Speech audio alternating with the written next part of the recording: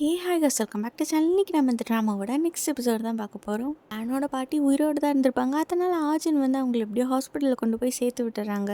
இந்த பாட்டிக்குள்ளே ட்ரீட்மெண்ட் போயிட்டுருக்க வெளியில் நம்ம ஆஜின் பயங்கரமாக ப்ரே பண்ணிட்டுருக்காங்க. இது தூரத்துலேருந்து நம்ம ஹீரோ பார்க்குறாங்க. அந்த பாட்டி பொழைக்கணும்னு வேண்டுறாளா இல்லை சாகட்டும்னு வேண்டுறாளா ஒன்றும் புரியலையே அப்படிங்கிற மாதிரி அவர் பார்த்துட்ருக்க இந்த பாட்டி இறந்தே போயிடுறாங்க. அடுத்த சீனில் அவங்களுக்கு ஃபியூனரல் வைக்கிறாங்க. அங்கே நம்ம ஹேண்ட் வந்து பயங்கரமாக அழுகு.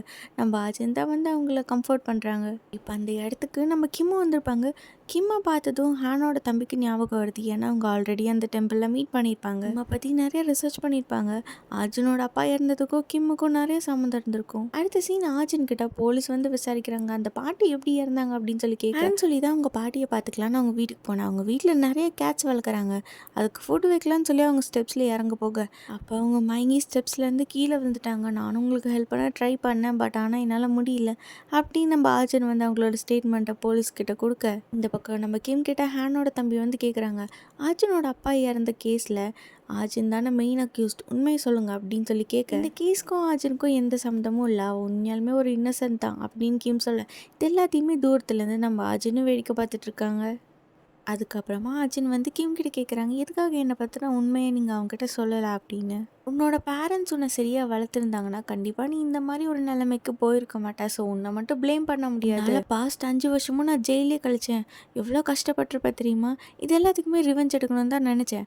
ஆனால் என்னோட பெரிய ரிவெஞ்சே உன்னை மன்னிச்சு விட்டுறது மட்டும்தான். உன்னோட அப்பாவை பார்த்தப்பே தெரிஞ்சது நீ சின்ன வயசுலேருந்து எவ்வளோ கஷ்டப்பட்டிருக்க அப்படின்னு. இனிமேட்டாவது உன் லைஃப்பும் உனக்கு பிடிச்ச மாதிரி நல்லபடியாக வாழி, யாரையும் ஹர்ட் பண்ணாமல் அப்படின்னு சொல்லிட்டு நம்ம கிம் அந்த இடத்த விட்டு போகிறாங்க. அங்கே கட் பண்ண அடுத்த சீன் நம்ம சந்தியை பார்க்க ஜேஹோ தான் வந்திருக்காங்க. இதுக்கப்புறமா அர்ஜுனை பற்றி சோஷியல் மீடியாவில் தப்பாக எழுதுனேன்னா என்ன நடக்கும்னு தெரியாது அப்படின்னு சொல்லி அவங்கள பயங்கரமாக வார்ன் பண்ணிட்டு போக ஹேண்ட் பாட்டியோட ஃபியூனரலுக்கு ஒரு பெரிய டேரக்டர் வந்திருப்பாங்க. இதான் சான்ஸ்ன்னு சொல்லி நம்ம ஆர்ஜுனா உங்ககிட்ட நல்லபடியாக பேசுகிறாங்க. இது மூலமாக உங்களுக்கு ஒரு பெரிய படத்தில் நடிக்க சான்ஸ் கிடைக்குது. அடுத்த சீன்லேயே நம்ம ஆர்ஜுனோட பாஸ் வந்து ஹீரோவை மீட் பண்ணி சொல்கிறாங்க, ஆர்ஜுனால் உங்களோட ஸ்டோரியில் நடிக்க முடியாது. ஏன்னா இப்போ தான் ஒரு பெரிய படத்தில் கமிட் ஆயிருக்கா. இது மூலமாக அவளோட லைஃபே சேஞ்ச் ஆக போகுது அப்படின்னு அவங்க சொல்ல அங்கே கட் பண்ணால் அடுத்த சீன் இப்போ ஆர்ஜுன் காரில் போயிட்டுருக்கா. அப்போ நம்ம ஜுன்ஸும் அங்கே வராங்க. நீ தான் ஹேனோட பாட்டியை கொலை பண்ணி அப்படின்னு வந்ததும் டேரெக்டாக கேட்டுடுறாங்க. அந்த பாட்டி ஒன்று நல்லா தானே கேர் பண்ணி பார்த்துக்கிட்டாங்க. அவங்க எவ்வளோ நல்லவங்க, எவ்வளோ பெரிய இன்னசென்ட் தெரியுமா, எப்படி உன்னால் அவங்கள ஹர்ட் பண்ண முடிஞ்சுது அப்படின்னு நம்ம ஜுன்ஸு கேட்க இதை பாரு ஜுன்ஸு, உனக்கு எப்படி தோணுதோ நீ அப்படியே வச்சுக்கோ, எனக்கு உங்ககிட்ட எக்ஸ்பிளைன் பண்ணணும்னு எந்த ஒரு அவசியமும் இல்லை அப்படின்னு சொல்லிட்டு நம்ம ஆர்ஜுன் போக நெக்ஸ்ட் டே நம்ம ஹேனோட நெய்பர் வந்து சொல்கிறாங்க, செக்யூரிட்டி ரீசன்னால எல்லாத்தோட அப்பார்ட்மெண்ட்லேயும் சிசிடிவி கேமரா வச்சுருக்கோம், நீங்கள் அதில் செக் பண்ணி பார்க்கக்கூடாது, உங்கள் பாட்டியோட டெத்தில் எனக்கு டவுட் இருக்குது அப்படின்னு சொல்ல நம்ம ஹேனும் வந்து பார்க்குறாங்க. ஆனால் அந்த கேமராவோட ஃபுட்டேஜ் எதுவுமே இருக்காது. ஏன்னா அது ஆல்ரெடி நம்ம ஜியோஹோ வந்து எடுத்துடுறாங்க. அடுத்த சீனில் ஜுன்சு கிட்ட பாரில் வந்து அந்த எவிடன்ஸ் எல்லாம் கொடுக்குறாங்க. தன்னோட பாட்டி இருந்த சோகத்தில் ஹேனும் ஃபுல்லாக ட்ரிங்க் பண்ணுறாங்க. கொஞ்சம் கொஞ்சமாக மறுபடியும் பழைய மாதிரியே அவங்க டிப்ரெஷனுக்குள்ளே போக நம்ம ஹீரோனுக்கு பெரிய ஆப்பர்ச்சுனிட்டி தர அந்த டேரக்டர் அவங்களோட நியூஸ் ஆர்டிகல்ஸை பார்த்து சொல்கிறாங்க, என்னம்மா உனக்கும் ஹேனுக்கும் கல்யாணமாமே, நீங்கள் 2 பேரும் டேட் பண்ணுறதெல்லாம் ஓகே, ஆனால் நீ கல்யாணம் பண்ணனா அது என்னோட மூவிக்கு தடங்களாக இருக்கக்கூடாது. கேஸ் உனக்கு மேரேஜ் ஆயிடுச்சுன்னா உன்னோட மார்க்கெட் டவுன் ஆயிரும், அதுக்கப்புறம் எப்படி என்னோட படம் ஓடும் அப்படின்னு சொல்ல நாங்கள் அந்த மாதிரி ஐடியாலலாம் இல்லை அப்படின்னு நம்ம ஆர்ஜுன் சொல்ல அந்த இடத்துக்கு நம்ம ஆர்ஜுனோட பாஸ் வந்துடுறாங்க. இந்த பிரச்சனையை நான் பார்த்துக்கிறேன், நீங்கள் ஒன்றும் கவலைப்படாதீங்க அப்படின்னு சொல்லி அந்த டேரக்டர் அந்த இடத்த விட்டு அனுப்பிச்சி விட்டு நம்ம ஆர்ஜுன் கிட்ட சொல்கிறாங்க, நீயும் ஹானும் உண்மையாலுமே கல்யாணம் பண்ணிக்க போகிறீங்களா என்ன, அதனால தான் அவனோட ஜாபை அவன் ரிசைன் பண்ணனா, இனிமேட்டு அவன் எந்த மூவிஸ்லையும் நடிக்க மாட்டேன்னு சொல்லிட்டான், இதை பற்றி நீங்கள் 2 பேரும் ஆல்ரெடி டிஸ்கஸ் பண்ணிட்டீங்களா அப்படின்னு கேட்க இல்லை இதை பற்றி எனக்கு எதுவும் தெரியாது அப்படின்னு நம்ம ஆர்ஜுன் சொல்கிறாங்க. அங்கே கட் பண்ண அடுத்த சீன் பாரில் இருக்க நம்ம ஹீரோ தான் காட்டுறாங்க. அந்த பென்ட்ரைவில் இருக்க ஃபுட்டேஜஸ் எல்லாமே அவங்களோட ஃபோனில் ஏற்றிட்டு இருக்க அப்போ அந்த இடத்துக்கு லீனாக வராங்க.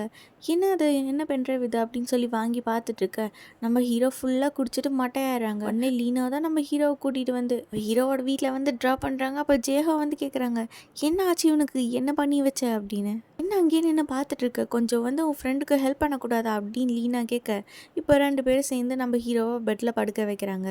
அதுக்கப்புறம் நம்ம ஜேஹோ லீனாக்கு நூடுல்ஸ் எல்லாம் செஞ்சு கொடுக்குறாங்க. இவங்க ஒரு பக்கம் சாப்பிட்டுட்டு இருக்க, இன்னொரு பக்கம் நம்ம ஹீரோ நல்லா தூங்கிட்டு இருக்காங்க. இப்போ அங்கே கட் பண்ண அடுத்த சீன் நம்ம ஆர்ஜுன் வந்து ஹேனோட வீட்டுக்கு தான் வந்திருக்காங்க. என்னதான் பாட்டி இறந்த சோகத்தில் டிப்ரெஷனில் இருந்தாலும் ஆர்ஜுனை பார்த்ததும் அவங்க ஃபேஸே பிரைட் ஆகி ரொம்ப சந்தோஷமாகறாங்க. வந்ததும் நம்ம ஆர்ஜுன் கேட்குறாங்க, என்ன உன்னோட ஜாபை நீ ரிசைன் பண்ணிட்டியா, இதுக்கு மேலே நீ எந்த படத்துலையும் நடிக்க மாட்டியா அப்படின்னு கேட்க பாஸும் கிட்ட ஆல்ரெடி எல்லாமே சொல்லிட்டாங்களா, ஏன் கிட்ட இதை பற்றி எதுவுமே சொல்லலை அப்படின்னு ஆர்ஜுன் கேட்க நான் இன்னும் முழுசாக டிசைட் பண்ணல, பண்ணதுக்கப்புறம் உன்ட்ட சொல்லலாம்னு நினச்சேன் அப்படின்னு நம்ம ஹேண்ட் சொல்ல நீ எதுக்காக இப்படி தேவையே இல்லாமல் நம்ம 2 பேரும் கல்யாணம் பண்ண போகிறோன்னு சொல்லி இன்டர்நெட் ஃபுல்லாக பரப்பி விட்ட. இப்போ உன்னால் எனக்கு கிடைக்க இருந்த சான்ஸ் மிஸ் ஆகிருக்கும் தெரியுமா? நம்ம தான் ஒரு வருஷமாக டேட் பண்ணிட்டு இருக்கோம்ல, கல்யாணம் பண்ணுறதுல என்ன தப்பு? எனக்கு என்னோட கரியர் தான் முக்கியம். உன்னை கல்யாணம் பண்ணிட்டு என்னால் வீட்டில் உன் கூடலாம் இருக்க முடியாது, நம்ம இதோட முடிச்சுக்கலாம், நம்ம பிரேக்கப் பண்ணிக்கலாம் அப்படின்னு ஆஜின்னு சொல்ல, இதை கேட்டதும் ஹேண்ட் பயங்கரமாக ஷாக் ஆகுறாங்க. ஆக்டிங்கை விட்டுறேன்னு சொன்னதும் நீ என் மேலே கோவமாக இருக்க, ஓகே, பட் அதுக்காக நம்ம ஏன் பிரேக்கப் பண்ணணும்? என்னாச்சு ஆஜின்னு உனக்கு? ஏன் இப்படி திடீர்னு வேற மாதிரி பேசுகிற அப்படின்னு சொல்ல, நம்ம 2 பேருக்குள்ளார எதுவுமே செட் ஆகாது அப்படின்னு சொல்லி நம்ம ஆஜின் கிளம்ப பார்க்க ஹேனா அவங்க கையை பிடிச்சிட்டு பயங்கரமாக கெஞ்சி அழுகுறாங்க. சரி, உனக்கு நான் ஒரு சீக்ரெட் சொல்கிறேன், அதுக்கப்புறம் கண்டிப்பாக நீ என்னை வெறுப்ப. உன் பாட்டி இறந்தாங்களே, அதுக்கு முன்னாடி என்ன நடந்துச்சு தெரியுமா? கொஞ்ச நாளைக்கு முன்னாடி உன் பாட்டியோட டைரி காணாமல் போச்சு இல்லை, உன்னை பற்றி உன் பாட்டியை பற்றி தெரிஞ்சுக்கிட்டா அவங்களோட க்ளோஸ் ஆக ரொம்ப ஹெல்ப்ஃபுல்லாக இருக்கும் அப்படின்னு சொல்லி நான் தான் அதை திருடி வச்சேன். என் வீட்டுக்கு வந்த உன் பாட்டி அதை கண்டுபிடிச்சிட்டாங்க. இந்த மாதிரி ஒரு சுச்சுவேஷனில் நான் என்ன பண்ண முடியும் சொல்லு? அப்போ நீ தான் என் பாட்டியை கொலை பண்ணியா? என் பாட்டி என்ன பண்ணா அப்படின்னு சொல்லி நம்ம ஹேண்ட் கேட்க, உன் பாட்டியை நான் எதுவும் பண்ணல, இதுக்கப்புறமும் நமக்குள்ளார இது செட் ஆகாது அப்படின்னு சொல்லிட்டு ஆஜின் அந்த இடத்த விட்டு போக ஹேண்ட் ரொம்ப ஃபீல் பண்ணிட்டு இருக்காங்க. அடுத்த சீனில் ஆஜின் வந்து ரிப்போர்ட்டர் கால் பண்ணி சொல்கிறாங்க எனக்கும் ஹேனுக்கும் பிரேக்கப் ஆயிடுச்சு அப்படின்னு. அப்படியே நம்ம ஜேஹோவுக்கும் கால் பண்ணி வர சொல்ல, அப்போ நம்ம ஜேஹோ வந்து பார்க்குறாங்க ஆஜினை யாரோ ஃபாலோ பண்ணுற மாதிரி இருக்குது. உடனே நம்ம ஹீரோயினை போக சொல்லிட்டு யாரா அது அப்படின்னு பார்த்தா யாரோ பாடி கார்ட்ஸ் மாதிரி ஒரு கும்பலே வந்து நம்ம ஜேஹோவை போட்டு பயங்கரமாக அடிக்கிறாங்க. இப்போ அங்கே கட் பண்ண அடுத்த சீன் நம்ம ஹேனை பார்க்க அவங்களோட பாஸ் தான் வந்திருக்காங்க. வாஜின் பிரேக்கப் பண்ண விஷயம் எல்லாமே அவங்களுக்கு தெரிஞ்சிருக்கு. நீ அவளை பற்றி ஒன்றும் கவலைப்படாத, இனிமேட்டு அவளோட எந்த ப்ராஜெக்ட்லையும் நான் சைன் பண்ண மாட்டேன், அவளை நம்ம கம்பெனி விட்டே நான் தூக்கிடுறேன். ஆல்ரெடி உன் பாட்டி இருந்த சோகத்தில் நீ இருப்பேன்னு தெரியும், ஸோ அவளை நினச்சி ரொம்ப டிப்ரெஸ் ஆகிக்காத, நான் உனக்கு இருக்க கம்பெனிக்கா அப்படின்னு சொல்லி நம்ம ஹேனுக்கு ரொம்ப நல்லா கம்ஃபர்ட் பண்ணுறாங்க. நெக்ஸ்ட் டே நம்ம ஹீரோனோட நியூஸு எல்லா பக்கமும் பயங்கரமாக வைரல் ஆகுது. இது லீனாவும் பார்க்குறாங்க. இனிமேட்டு நம்ம டிப்ரெஷனில் குடிக்கக்கூடாது, லைஃப் ரொம்ப ஹாப்பியாக வாழணும்னு சொல்லி ஹேன் அவங்க கிட்ட இருக்க எல்லா பில்ஸு ட்ரிங்க்ஸ்ன்னு சொல்லி எல்லாத்தையுமே தூக்கி டிஸ்போஸ் பண்ணுறாங்க. இந்த சீனில் அவங்க பாஸ் வந்து ஹேனோட வீட்டுக்குள்ளே வராங்க. வந்து பார்த்தா பாத் டப்பில் ஹேன் வந்து அப்படியே சூசைட் பண்ணி இறந்து போயிருப்பாங்க. இதை பார்த்துட்டு அவங்க மனசு உடஞ்சி போய் பயங்கரமாக ஃபீல் பண்ணி அழுதுட்டுருக்க, ஹாஸ்பிட்டலில் இருக்க நம்ம ஜேஹோவை பார்க்க ஹீரோ தான் வந்திருக்காங்க. இப்போ என்ன திருட்டு வேலை பண்ணி இப்படி அடி வாங்கிட்டு வந்தா அப்படின்னு கேட்க, எனக்கு யாருன்னே தெரில, அவங்க நம்ம ஆஜினை ஃபாலோ பண்ணாங்க, அப்புறம் என்னை போட்டு அடித்தாங்க அப்படின்னு சொல்ல, இந்த பக்கம் நம்ம ஹேண்ட் இறந்த நியூஸ் அப்படியே எல்லா பக்கம் வைரல் ஆகிட்டுருக்கு. இப்போ ஆஜினா அவங்க வீட்டில் உட்காந்து ஒர்க் அவுட் பண்ணிகிட்ருக்கு. அப்போ நம்ம ஹீரோ வந்து கேட்குறாங்க, நீ அவனை டேட் பண்ணுறேன்னு சொன்ன, எதுக்காக அவனை இப்படி ஹர்ட் பண்ண? நான் ஒன்றும் அவனை கொல்லலை, கொலை பண்ண சொல்லி தூண்டவும் கிடையாது. அவன் இப்படி சூசைட் பண்ணிக்கிட்டா அதுக்கு நான் என்ன பண்ண முடியும்? போயும் போயும் உன்னையா நான் லவ் பண்ணேன், உன்னால் ஒருத்தர் செத்து போயிருக்கான், அந்த கில்ட்டி ஃபீலும் உன் மனசில் கொஞ்சம் கூட இல்லைல்ல? உனக்கு அவனை பார்த்தா பாவமாகவே இல்லையா? யாராச்சும் என்ன நினச்சி பாவப்பட்டீங்களா? சின்ன வயசுலேருந்து என்னோடய பேரண்ட்ஸ் என்னை எவ்வளோ ஹர்ட் பண்ணியிருக்காங்க தெரியுமா? அப்போல்லாம் எனக்கு ஹெல்ப் பண்ண யாருமே வரல. அப்புறம் என்னோட அப்பா உன்னோட அம்மாவை கல்யாணம் பண்ணாங்க. உன்னோட அம்மா எவ்வளோ கொடுமை பண்ணாங்க. அப்போல்லாம் நீ எனக்காக ஸ்டாண்ட் பண்ணியா? நீ எதுவும் பேசாமல் எல்லாத்தையும் வேடிக்கை தானே பார்த்துட்டு இருந்த அப்படின்னு சொல்லி நம்ம ஹீரோவை பயங்கரமாக மேனிப்புலேட் பண்ணிடுறாங்க. அவரும் நம்ம ஆர்ஜுனோட வேலையில் விழுந்துடுறாரு மறுபடியும். நெக்ஸ்ட் டே நம்ம ஹேனோட ஃபியூனரலில் எல்லாரும் பார்ட்டிசிபேட் பண்ணுறாங்க. ஆனால் நம்ம ஹீரோயின் மட்டும் வந்திருக்க மாட்டாங்க. அந்த பாஸ் யோசிச்சு பார்க்குறாங்க, ஹேன் அந்த கம்பெனிக்கு வந்ததுலேருந்து அவங்களோட சொந்த தம்பி மாதிரி பார்த்து பார்த்து எல்லாமே பண்ணி தந்திருப்பாங்க. இப்போ ஆஜினால ஹேன் வந்து ஓவராக டிப்ரெஷன் ஆகி இறந்து போயிட்டாங்கல்ல. இப்போ அதெல்லாம் நினச்சி ஃபீல் பண்ணால் இந்த பக்கம் நம்ம ஹீரோனோட கண்ணுக்கும் ஹேன் வந்து அவங்க கண்ணு முன்னாடி இறந்து போகிற மாதிரி தெரியுது. ஆக்சுவலாக ஹீரோனா அவங்கள நினச்சி கொஞ்சம் கில்ட்டியாக தான் ஃபீல் பண்ணுவாங்க போல்.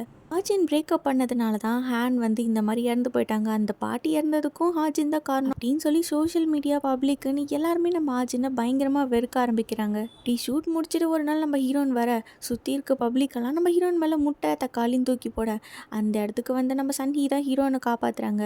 அவங்கள காப்பாற்ற போய் அந்த முட்டையெல்லாம் நம்ம சன்னியோட ட்ரெஸ்ஸில் விழுக, அர்ஜுனோட வீட்டுக்கு வந்ததும் உன்னை காப்பாற்ற போய் ட்ரெஸ் எல்லாம் ஸ்பாயில் ஆயிடுச்சு, உன் ட்ரெஸ் எடுத்து நான் போட்டுக்கிறேன், உன் திங்ஸையும் நான் கொஞ்சம் எடுத்துக்கிறேன், உனக்கு இந்த மாதிரி ஹெல்ப் பண்ணதுக்கு பிராய்ச்சித்தமா கொஞ்சம் காசு வேணும் அப்படின்னு சொல்ல, ஸ்கூலில் மாதிரி இப்போவே நான் புள்ளி பண்ணலான்னு நினச்சா அதுவும் தப்பு அப்படின்னு சொல்லி நம்ம ஆஜின் மிரட்ட, ஆஜினை பற்றின இன்ஃபர்மேஷன் எல்லாமே யாரோ ஒரு ஆள் கலெக்ட் பண்ணிட்டு இருக்காங்க. நம்ம ஆஜினோட பாஸ் ரிப்போர்ட்டர்கிட்ட அவங்க அப்பாவோட கேஸு, நம்ம ஆஜினோட பாஸ்ட் ஹிஸ்ட்ரின்னு சொல்லி எல்லா டாக்குமெண்ட்ஸும் கொடுத்துட்றாங்க.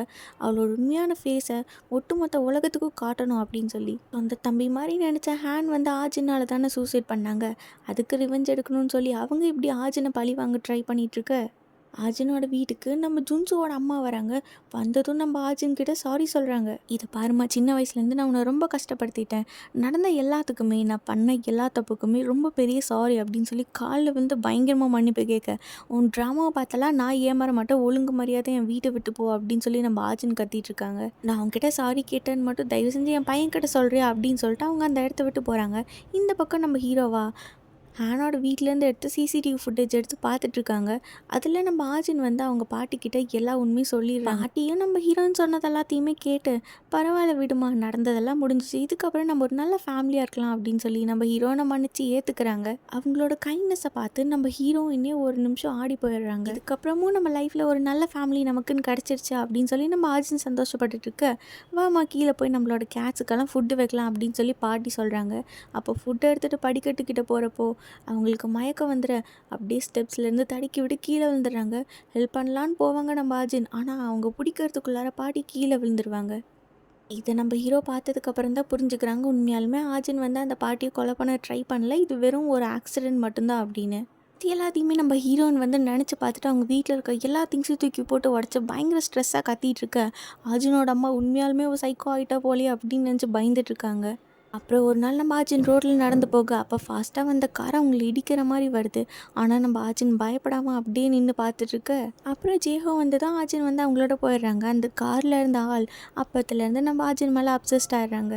இப்போ அந்த ஆள் நம்ம ஆச்சினை பற்றின எல்லா இன்ஃபர்மேஷனும் கலெக்ட் பண்ணுறாங்க. இதோட இந்த எபிசோடும் முடியுது.